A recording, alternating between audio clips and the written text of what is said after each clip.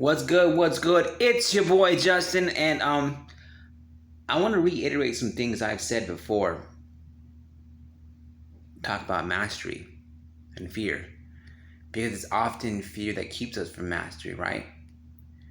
The fear of not doing things well, the fear of making a fool of ourselves, it keeps us from starting something and really following through because we're afraid we're gonna look dumb doing it.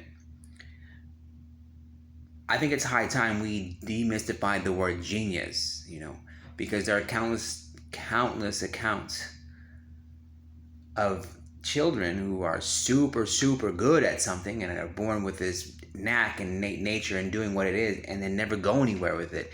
And at the same time, there is countless counts of kids who are not that good at something but yet grow up to be Beethoven and fucking Michael Jordan and all these great people in life,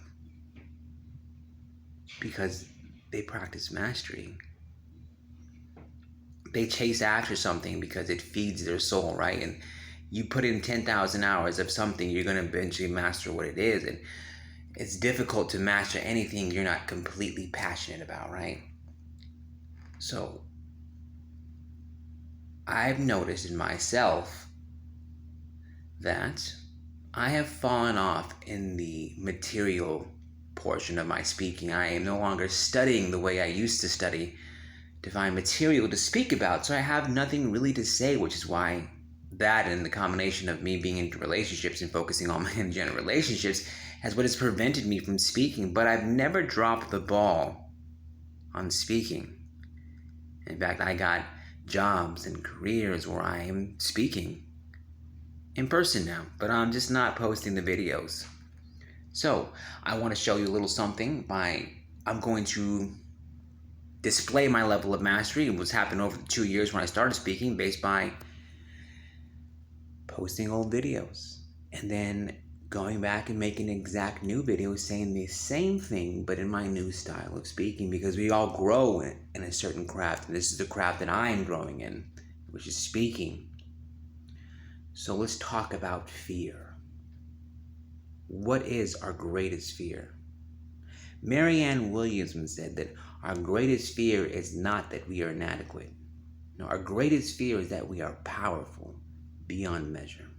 You see, it is our light, not our darkness, which most frightens us. And we often ask ourselves, who am I to be brilliant, talented, and fabulous? But who are you not to be? You are a child of God. There is nothing enlightening about shrinking so that others don't feel insecure around you. Your playing it small does not serve the world. You're meant to shine as children do. And it isn't all of us, not just some of us. And as we let our own light shine, we unconsciously give permission for others to do the same. As we are liberated from our fears, our presence begins to liberate others.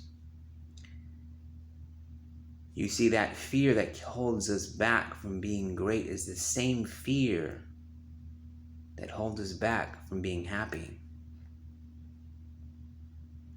I'm going to tell you a story about one of my favorite historical characters. We're going to call him Charlie. This is another good example of demystifying the word genius. So, Charlie had an older brother. His name was Sir Francis Galton, and Sir Francis Galton was hella celebrated in the scientific community, extremely brilliant, did very big things. And when he walked into the room, he was met with mass praise of his whatever most recent discovery he had made. And Charlie, well, more often than not, he was thought of as, the dumb person in the room. You see, Charlie wasn't very good in the academic world because, well, Charlie had a passion that had nothing to do with the academics of the time. Charlie's passion, well, was collecting shit in jars. He loved to be out in the forest, just collecting bugs and plants and sticks and other random shit and just putting them in jars. That was his shit. In fact, he would be busy being late to class all the time because he was so preoccupied with collecting shit in jars. And when he was in class, he would be rarely paying attention because he was too busy focusing on, well, all the shit he'd collected in jars. So, as you can imagine, when it came time to pick a vocation in science and get into the college, he wasn't quite, too thrilled about having to do this because he didn't have an interest in school. But Charlie was part of a time where going to school was a privilege of nobility. And his father was a doctor, in fact, a very celebrated doctor in medicine. So he pushed his son, Charlie's father, and said, boy, you're going to be a doctor. I'm a doctor, so you're going to be a doctor. Charlie, with reluctancy, replied, yeah, sure, Pops, whatever you say. And he went on to Cambridge Medical, but of course, because of his love of collecting shit in jars and his inability to focus on what was in front of him other than collecting shit in jars, he flunked and was kicked out. And his father was livid. He said, boy, what I tell you about collecting shit in jars ain't gonna get you nowhere in life. And he pulled some strings, slid some money under the door, here and there, and he got Charlie back into school. Now, of course, Charlie not changing who he was, following true to himself, continued to collect shit in jars and be late to school and failed the second semester. At this point, Charlie's father was extremely upset. His boy, what I tell you about collecting shit in jars get you nowhere in life. You ain't shit, you ain't never gonna be shit, but at the very least, you will not embarrass his family. So I got you a job at the church so you can at least make some money. Now, before Charlie could commit his life to servitude in the church, because Charlie wasn't actually a religious person, one of his professors had informed him of an opportunity. He told him, Charlie, the MS Beagle is leaving port and they're in need of a naturalist to sail around the world and collect specimens. Charlie about fell out of his fucking seat. He said, whoa, sail around the world and collect shit in jars? Bad, I'm in, but I'm not a certified naturalist. And his teacher informed him, well, that's okay because they're not going to pay you anything. Just give you room and board. That's why no one else would take the job. And you see, that's where a lot of us make this big mistake. A lot of us wouldn't be doing what it is we're doing were the money not good.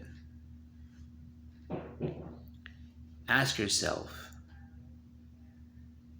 is what you are doing truly who you are, or is it what you've been pushed to do because it is simply lucrative and easy? If you walked into the office tomorrow and they said, hey, Justin, we can't pay you no more, I'd still do the fucking job. Of course, I'd get something on the side so I can fucking make ends meet. But I do what I do because I love it. And no other reason. Getting paid really good money for it is just kind of like icing on the cake. So Charlie said, boy, I'd pay you to let me sail around the fucking world and collect shit in jars. But I forgot about that job that my father gave me. Let me talk to him and see if I can put it on hold for a minute. So he goes to his father and says, Father, I would like to take a job on the MS Beagle. Can you put that job at the church on hold for me? And his father asked him, what will you be doing on the MS Beagle? Well, they are in need of naturalists to collect specimens, and his father fucking lost his shit. He said, boy, what I tell you about putting shit in jars ain't gonna get you nowhere in life. You will start that job at the church tomorrow, and that is final. So you see, at this particular point in Charlie's life, he had a large decision to make, to follow what society had pushed him to do, to follow what his peers had pushed him to do, to follow what his father was telling him to do, or say, fuck that and burn his own trail. And we are so glad, from a humanities standpoint, that Charlie decided to do exactly that, say, fuck that, and despite his father's protests, hopped in the MS Beagle and sailed around the world for 5 years, collecting shit in jars. So, on his journey, he began to develop a new passion that was related to what his collections were all about. He began to develop a question that perhaps that life was not always like this, based on the same species having completely different physiological structures. Perhaps things have been changing and adapting over time. Perhaps things have been evolving.